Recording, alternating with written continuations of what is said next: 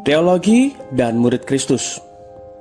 Saudara-saudaraku yang dikasihi Tuhan, pernahkah kita bertanya, mengapa belajar teologi penting bagi orang percaya?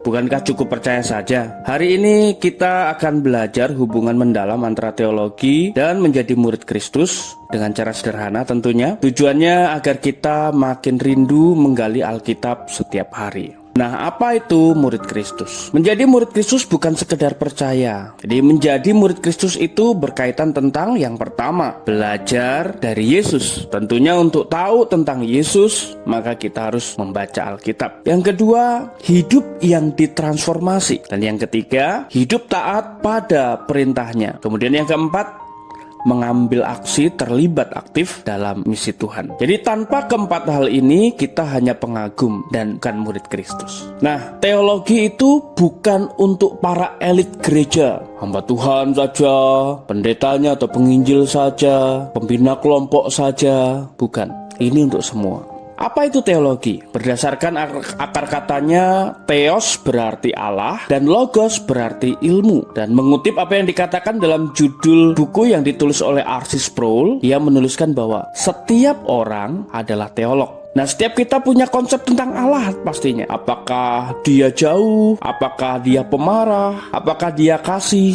pengampun, dan sebagainya. Jadi sebuah pertanyaan besar yang tepat bukanlah pertanyaan apa kita berteologi, tapi apakah teologi kita itu benar. Maka sebagai orang Kristen, teologi yang benar adalah memahami Allah seperti apa yang Tuhan sendiri nyatakan. Memahami Allah seperti Ia menyatakan diri dalam Alkitab. Nah, poin pentingnya adalah di sini bahwa ada korelasi utama antara teologi dan murid Kristus, yaitu tidak ada murid sejati tanpa teologi. Mengapa? Karena mengikut Yesus, maka Anda harus mengerti siapa Dia, apa yang diajarkan oleh Yesus, dan mengapa Yesus menyelamatkan kita. Contohnya, tanpa paham kekudusan Tuhan, kita tidak akan pernah mengerti mengapa dosa itu begitu serius dalam hidup kita. Tanpa memahami kasih karunia, kita akan terjebak pada legalisme. Nah, di sini kita dapat melihat bahwa teologi adalah satu gambaran besar atau peta untuk perjalanan rohani kita. Maka perlu perhatikan bahaya teologi yang salah. Sekali lagi saya mengutip apa yang disampaikan oleh R.C. Sproul, teologi yang salah itu berakibat fatal. Apa saja akibatnya? Iman jadi rapuh, penyembahan kita melenceng, bahkan hidup kita tidak sesuai firman. Contohnya nyata, jika kita anggap Allah itu baik tapi tak kudus, misalkan begitu, kita akan meremehkan dosa, dan ini berbahaya. Jadi teologi sama dengan mengenal Allah secara pribadi. Dan dalam buku Everyone a Theologian, R.C. Sproul itu menjelaskan bahwa tujuan teologi itu bukan pengetahuan kering, tapi kita belajar mengenal Allah secara pribadi. Ketika kita mempelajari sifatnya yang kudus, kita tersungkur dalam penyembahan, dalam pengagungan kepada Tuhan. Ketika kita memahami tentang anugerahnya, maka hati kita dipenuhi rasa syukur yang meluap-luap. Dan teologi mengubah tahu tentang Allah menjadi mengasihi Allah dengan hidup kita. Nah, oleh karena itu, mari kita melakukan atau menggunakan hal-hal praktis yang dapat kita lakukan untuk membangun teologi yang baik. Hal praktis apa yang dapat kita lakukan dalam memulai membangun teologi yang baik? Nah, hal ini harus dimulai dengan kunci sederhana yang ditawarkan. Salah satunya R.C. Sproul menawarkan sebagai berikut.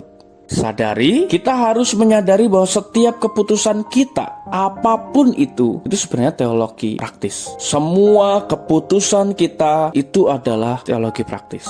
Yang kedua, prioritaskan. Mari kita sediakan waktu 15 menit per hari minimal ya, baca Alkitab, kemudian kita tanya apa sih yang Allah nyatakan tentang dirinya melalui apa yang kita baca. Nah, di dalam beberapa kesempatan kita juga bisa menggunakan metode-metode seperti misalkan PA induktif dan sebagainya. Kemudian gunakan alat. Mari kita meluangkan waktu untuk menggali. Ya, bisa dimulai dengan menggunakan buku renungan ya, mendengar penggalian Alkitab dari sumber yang terverifikasi. Paling tidak kalau kita kita bingung ini benar atau enggak dan sebagainya, kita bisa tanya hamba Tuhan kita, Pak, kalau khotbah ini bagaimana, ini bagaimana. Kemudian membaca buku, bahkan kita melakukan studi Alkitab menggunakan apps mungkin yang sekarang sudah tersedia dan banyak yang sudah terverifikasi, misalkan Sabda dan sebagainya. Anda juga bisa menanyakan kepada hamba Tuhan di gereja kita untuk merekomendasi buku mana sih yang bagus untuk saya pelajari. Saya pengen belajar tentang hal ini dengan pengetahuan dasar saya seperti ini. Bahkan saya sangat menyarankan aktifkan kartu perpus Anda dan yuk kita mulai belajar membaca. Banyak referensi buku bagus di perpus kita agar kita dapat memahami firman Tuhan itu dengan jauh lebih baik. Yang keempat, komunitas. Diskusikan dengan kelompok pemuridan. Kalau Anda